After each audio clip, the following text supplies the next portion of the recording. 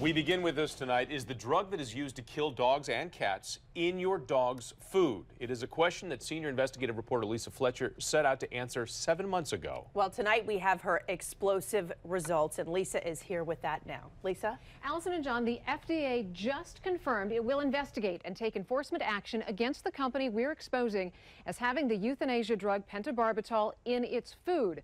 And while that is an excellent proactive response, the agency charged with protecting what we and our pets consume has a poor history of keeping pet food free of contaminants. Nobody should have to go through what we went through. Nobody. It's not fair. I mean, I would give anything to see Tallulah again.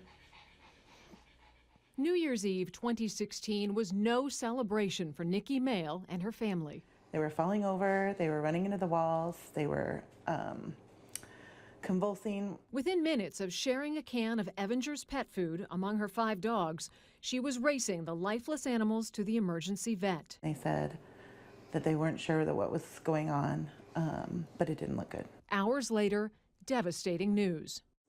They said that Tallulah wasn't going to make it. Desperate for answers, they sent the remainder of the food to a specialized lab and drove Tallulah's lifeless body to a veterinary pathologist for a post-mortem examination. Poisoning from the dog food, that's what killed her. But it wasn't just any poison. It was Pentobarbital, a lethal drug most commonly used to euthanize dogs, cats, and some horses. The deadly toxin is never permitted to kill animals that are part of the food supply and would violate federal law if it was. Pet food violates federal law, is openly allowed by the FDA to violate federal law. Billion-dollar-a-year companies are making profit selling illegal adulterated products to unknowing consumers in the U.S. every day. Susan Thixton has been studying and writing about the pet food industry for decades. Do consumers have the information they need to make safe choices about pet food? They have no information. A consumer has to become a private detective to learn what's really in their food. So we decided to find out. We partnered with Ellipse Analytics, a lab that specializes in testing food for contaminants. Founder Kevin Hicks. I think you have a duty to understand what you're selling to human beings and pets. And I think that the obligation is on you to understand what is and is not in your product. We tested 62 samples of wet dog food across more than 24 brands for the euthanasia drug Pentobarbital. After months of tests and retests, one brand came back positive for Pentobarbital over and over again. In total, we tested 15 cans of Gravy Train. 9 cans, 60% of the sample, were positive for Pentobarbital. And while the levels detected were not lethal, under federal law, they are also not permitted at any concentration. Gravy Train is made by Big Heart Pet Foods and owned by Smuckers. According to Nielsen data, it accounts for more than $40 million of the company's annual revenue. Their website touts high-quality food that meets rigorous evaluation and testing requirements. So, how is Pentobarbital, a drug not allowed to be used on animals intended for food, getting into the food? It comes from euthanasia of animals using that euthanasia drug. So these animals could be dogs, they could be cats, they could be horses. But how is it getting into the pet food? If they say it doesn't come from dogs and cats and horses, where does it come from? It doesn't come from outer space. Dr. Nicholas Dodman is the Chief Scientific Officer for the Center for Canine Behavior Studies. He is the former director of the Animal Behavior Program at Tufts University. He says the level of Pentobarbital in the food is really beside the point. Whether it's doing something or nothing, what's it doing there? Where did it come from?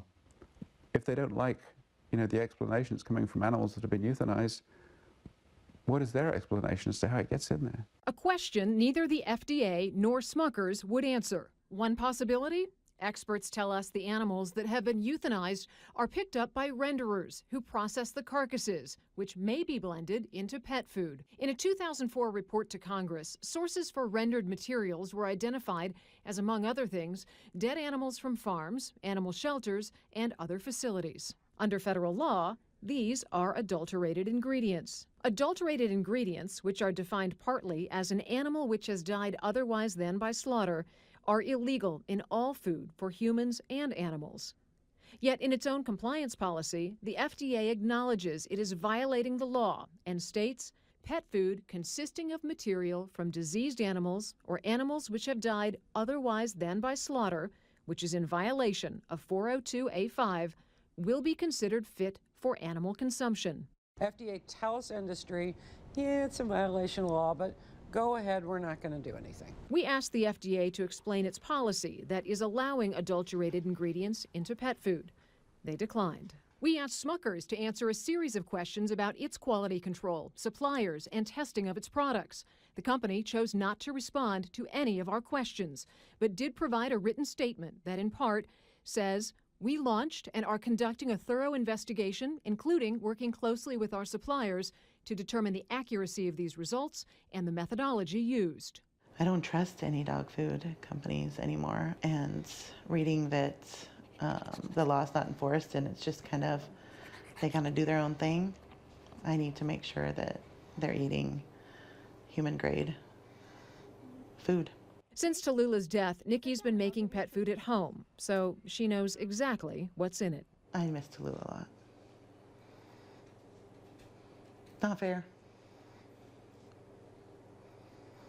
But I hope that other animals can be saved by this. FDA tests show is responsible for Tallulah's death. Our tests came back negative. You can read full responses from both Smucker's and the FDA on the ABC7 smartphone app or on our website. We've posted the questions that we posed to both that went unanswered. If you're concerned about pet food safety, you can call the FDA, Smucker's, and their subsidiary Big Heart Brands, which makes Gravy Train. You will find all of that information on our app as well. So, Lisa, you mentioned there that Smucker's says they're looking into the accuracy of your results. So tell us, who did your testing? So we used two highly accredited analytical labs, one of which the FDA used when pentobarbital was discovered last year. Each product was tested at least twice to make sure our results were accurate. You can watch an entire story that goes behind the scenes in the lab to show how this was done on the ABC7 app. And of course, we're going to be following all of this very closely. Tonight, reaction from Congress. Senior investigative reporter Lisa Fletcher joins us now with the details. And Lisa, you discovered the euthanasia drug Pentobarbital in Gravy Train dog food? We did. Now, it was not in lethal levels, but under federal law, it is not allowed to be there, period. This was a 7-month investigation into what actually ends up in pet food. This wasn't the first time the euthanasia drug Pentobarbital was discovered, but we're hoping, as a result of our investigation, it's the last. We've found the drug that is used to kill cats and dogs in their food.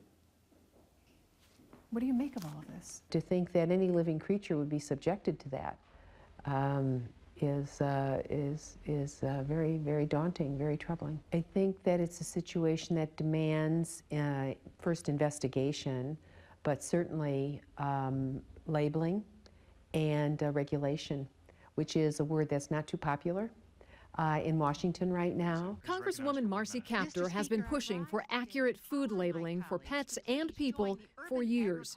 She's fighting to force industry to be transparent about what's in the product and from where it's sourced. Otherwise, consumers are flying blind. I can tell you in the area of food safety, be it for pets or humans, all kinds of animals, you are talking about a really hard road because there is such resistance from the companies, the manufacturers, to disrupt their process. In 2007, after the chemical melamine was found in pet food that killed or sickened thousands of cats and dogs, Congress instructed the FDA to improve regulations for pet food safety, ingredient standards, processing, and labeling. They gave the FDA until September 2009 to get the job done. And it isn't done. Which raises two questions. Why isn't it done? And why is there no hammer coming down from Congress? There's a great deal of pushback in the Congress for any kind of a labeling of food consumption. There's a lot of pressure exerted in Congress not to do that. Where's the pressure coming from? From the industry, from manufacturers, from those that don't want to be held responsible for what they do. Congresswoman Capter's office tells us she will be keeping an eye on the FDA investigation and will coordinate with her colleagues in Congress to ensure that all parties are held to account.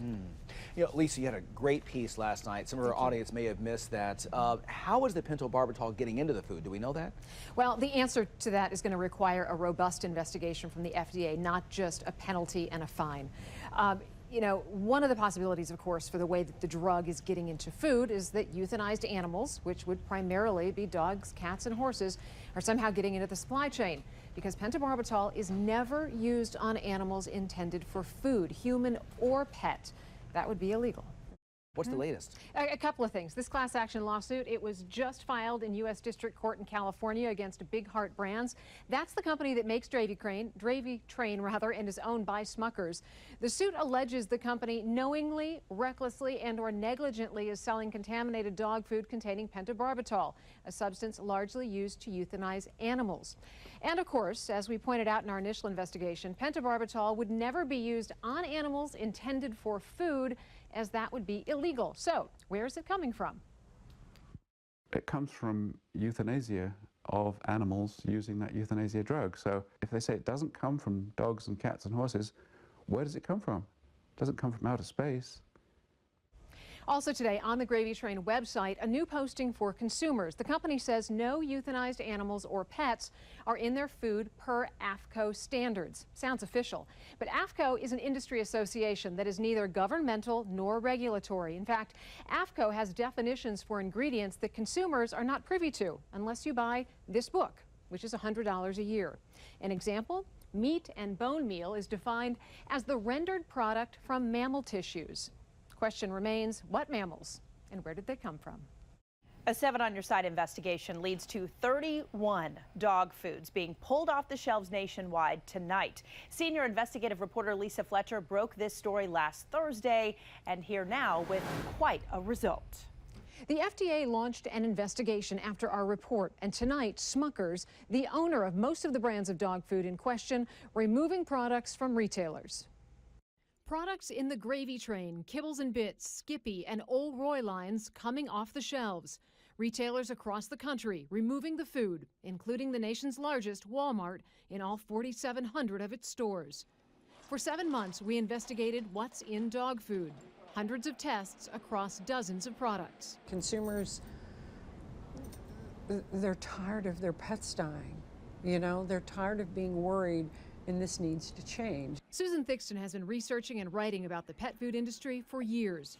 She says based on current labeling standards, it's impossible for you to know what you're really feeding your pet. Do consumers have the information they need to make safe choices about pet food? They have no information. A consumer has to become a private detective to learn what's really in their food. Among our tests were 15 cans of Gravy Train, made by Big Heart Brands, a subsidiary of Smuckers.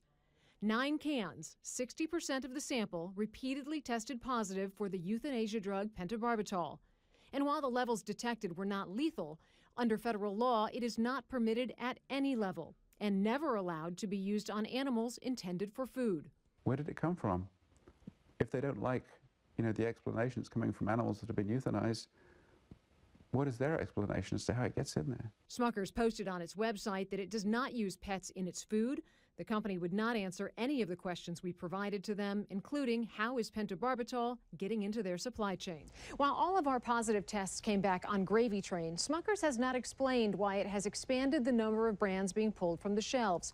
But it's possible that the brands share a supplier.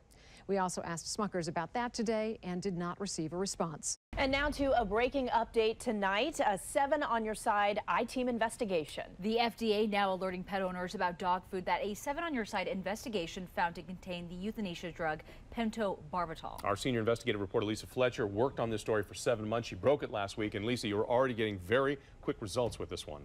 We have been. Really, the most important of which is that all of the products, a total of 31 varieties of canned dog food, pulled from shelves nationwide. Today, the FDA releasing this alert, warning pet owners about the products that were removed from stores that include Gravy Train, Kibbles and Bits, Old Roy, and Skippy dog food. The FDA is continuing its investigation into the contamination. Something important to remember, even though the levels of pentobarbital we discovered were not lethal, it is illegal for any amount of that drug to be in the food. And even more importantly, it raises the question, how is it getting in there in the first place? It is never allowed to be used on animals intended for food. The overwhelming use of pentobarbital is to euthanize cats, dogs, and some horses. To see our exclusive original report and a complete list of products removed from shelves, go to WJLA.com or download the ABC7 app. All right, Lisa, thank you. Disturbing to hear and good to see it's already getting results like that. Yeah, we're going to stay on it. All right, Thanks, Lisa. Hundreds of media organizations have carried our story, and with it, people from across the country are following how Smucker's, the brand owner, and the FDA are handling the pentobarbital contamination. Different lots, different stores, same problem. A lethal drug used to primarily kill cats and dogs, never allowed to be used on animals in the food supply, showing up in what you feed your pets. Say, where does it come from? It comes from euthanasia of animals using that euthanasia drug. So these animals could be dogs, they could be cats, they could be horses. But how is it getting into the pet food? Dr. Nicholas Dodman is the former director of the Animal Behavior Program at Tufts University. Best case scenario for pet food companies is they're unaware. Maybe that is their state of knowledge, they do not know. But someone further down that chain is slipping these things in and it's getting there. While the levels we discovered were not lethal, pentobarbital is never permitted in the food supply at any concentration. Smucker's has reported the source of the pentobarbital as beef fat from cattle and no other animal. Problem is, beef fat isn't even an ingredient on the label. Smucker's says the beef fat was in animal fat, yet the company won't say what, if any, other animals they tested for. There are things that seem to be missing in their report. Dr. Sean Callan is the Director of Operations and Quality at Ellipse Analytics, the lab that conducted our tests for pentobarbital. The thing about DNA testing is you have to sort of decide ahead of time what you want to look for. You know, so if you decide that you want to look for beef and ocelot and unicorn, and then you can say, yep, we only found beef. But did you look for horse? Did you look for canine? Did you look for feline? It'd be nice to know these things. We asked Smucker's what animals they looked for in the DNA test. They would not answer, raising the question, did they instruct the lab to look for commonly euthanized animals like dog, cat, and horse? If they didn't, it would not be found. Smucker's issued a withdrawal of more than 30 types of Gravy Train, Kibbles and Bits, Skippy, and Old Roy canned dog food. A withdrawal serves the same end as a recall. The product comes off the shelves in every store in America. So why not call it a recall? The FDA tells us it was the fastest way to get the products out of stores. The fact that this is a withdrawal and it's technically a recall is not how the law is supposed to work. Bill Marler is one of America's premier foodborne illness attorneys. I think it's a PR stunt.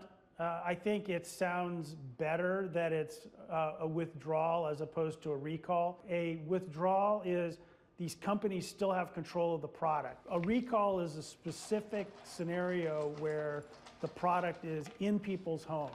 They've already fed it to their children or their animals, and that product needs to be completely pulled out of the stream of commerce. We've asked both Smucker's and the FDA how many cans of food were pulled off shelves. They declined to answer. A food industry executive who's overseen a number of national recalls conservatively estimated that number at more than 40 million. Smucker's tells us as a result of our story, it will test all products for the presence of pentobarbital. Dr. Callan says that's an excellent first step, but warns without more information, the results could be misleading. It would be nice to know, again, how sensitive their test is going to be. You know, you can look for pentobarbital with a really insensitive measure and never find it. But if you're looking for it with the level of rigor you need in order to really rule out its presence, you know, that's a little bit harder to do. We shared all of our lab data, methods, and protocols with Smucker's. We asked them to share theirs with us so our scientists could look it over. They declined. They actually declined to answer all but one of our latest questions. You can see all of that on our website. Wow, you're back here in the studio. Lisa, a lot of things have happened as a result of your story. Yeah, I wish we had time to talk about all of them. One of the things that has happened, though, is an online petition has launched to encourage Smucker's to recall all its pet food and upgrade its production standards. That petition has nearly 105,000 signatures, and what's important about that is consumers are speaking out. And it's not just Smucker's getting the message. These are the kinds of things that can drive industry-wide reform. The recalled food is still on shelves. Whether it's a brick and mortar store or a quick trip down the cyber aisle, recalled dog food containing the euthanasia drug pentobarbital may still find its way into your home. For a lot of businesses, it's a dollar and cents issue, so they want to keep trying to sell whatever they have. Jessica Slater is an attorney representing the family whose dog died after eating Avenger's dog food. That brand was recalled in early 2017 for containing the euthanasia drug pentobarbital. Despite a recall more than 2 weeks ago, just days ago, we bought 42 cans of Gravy Train from a discount store. The lot numbers matching those recalled for pentobarbital contamination. The cans on sale for $1 each. Compared to the normal $2.59, it would seem a good bargain for an unwitting customer. I think a lot of companies, if they're smart, they will want to gain the trust of their customers. And when people find out stuff like that, maybe they don't want to shop there anymore. We also ordered the recalled dog food products off of Amazon, eBay, and the grocery site Food Service Direct. All three showed the UPC codes for products the FDA says are contaminated with pentobarbital. But even when the FDA is involved, there's no guarantee all products will be removed from shelves or that manufacturers will be held to meaningful account. In the case of Avenger's, which involved a 3-brand recall, the death of a dog, the discovery of horse meat in the product, and lethal levels of pentobarbital, the FDA recently closed that case with a warning letter to Avenger's, but no other penalty. When something like this kind of gets exposed and there's been a recall, people expect there to be a punishment. It's a little bit hard to understand what kind of accountability is out there for these pet food companies when there is no kind of penalty. We asked the FDA why the case against Avenger's was closed with no enforcement action. They told us because the firm is no longer using that facility to manufacture animal foods, and said they will continue to inspect the facility Avenger's is now using. And Lisa Fletcher joining us now. Now, Lisa, both Avenger's and Smucker's violated federal regulations by having this euthanasia drug in their foods. Right. We know that Avenger's faced no punishment. What does this mean for Smucker's? Are they off the hook? It's a great question, and obviously we're not going to know until the FDA acts, but a number of class action attorneys have told us this is precisely why more people are turning to the courts, because they just don't think justice is being served. So far, 6 class actions have been filed. Now, we contacted the retailers. Amazon and eBay tell us they're on it, and they're going to make sure the products are removed or flagged. We did not hear back from Food Service Direct. And now, legislation at the state level that would give power to enforce pet food safety and punish lawbreakers when the FDA won't. When Ohio State Representative Laura Lanise found out pentobarbital, used to euthanize animals, was in pet food, she immediately took action. This was brought to my attention after the outbreak of your story. I found that this issue is not specifically addressed in the law. The meat rendering plants are able to put in whatever they would like. She and attorney Dana Marie Piniella drafted a bill that bans companies from making or selling pet food in Ohio that contains any part of a euthanized animal. Under this bill, any pet food that contains the bodies of animals euthanized by drugs, so that could be pentobarbital or any other substance, as well as the body of any killed dog or cat. They say they've specifically added dog or cat because dog and cat are permitted in pet food in Ohio, and they're not banned as ingredients for the entire pet food industry. That was pretty shocking to me to see that that law was specifically allowing that process to occur. While it's already a violation of federal law to have euthanized animals or adulterated ingredients in the food supply for animals or people, the FDA willfully permits manufacturers to violate that law.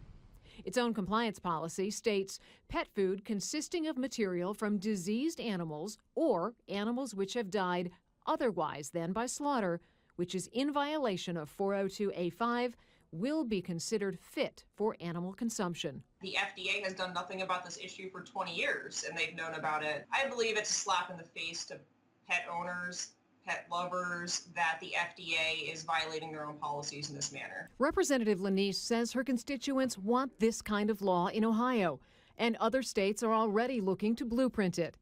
That's significant because it could force manufacturers to change their practices across the board rather than make a cleaner product for just one state. Smuckers says it supports the bill. Are you anticipating any pushback to this bill? Not at all, especially because these companies are saying it's not happening. So if it's not happening, there should be no pushback whatsoever. Ohio is home to Smuckers, the subject of our investigation that resulted in the recall of 107 million cans of dog food for containing the euthanasia drug Pentobarbital. Piniella says if HB 560 was already in effect, Smuckers would be punished for allowing Pentobarbital into its products. Representative Lanise says she's hoping the bill will move quickly through both chambers and to the governor's desk.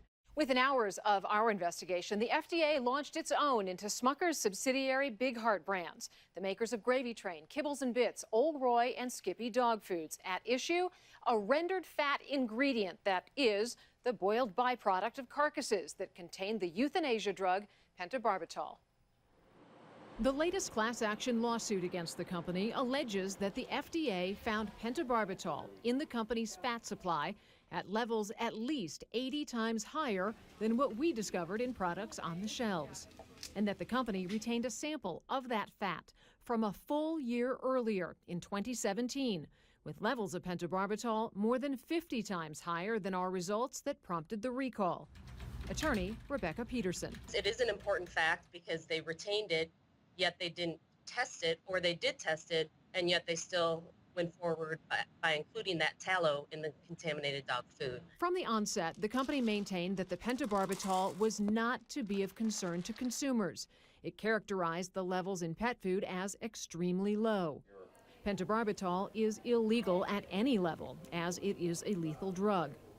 The company states its top priority is the safety and quality of its products. The revelation that Pentobarbital has existed in the company's supply chain for more than a year appears to contradict its assurance to consumers of a comprehensive testing program that is used to assess the safety and quality of ingredients upon receipt. An unsurprising contradiction to food safety attorney Bill Marler. Sometimes industry just doesn't want to be transparent. And I think they missed the boat because consumers are pretty understanding of mistakes that get made in the food supply. They aren't so understanding when they think that the government and the industry are hiding things from them. In a statement, Smuckers did not address the failures of its previous comprehensive testing program, but told us that although the company has robust quality assurance procedures in place, we are committed to enhancing sourcing and supplier oversight procedures to help ensure this does not happen again.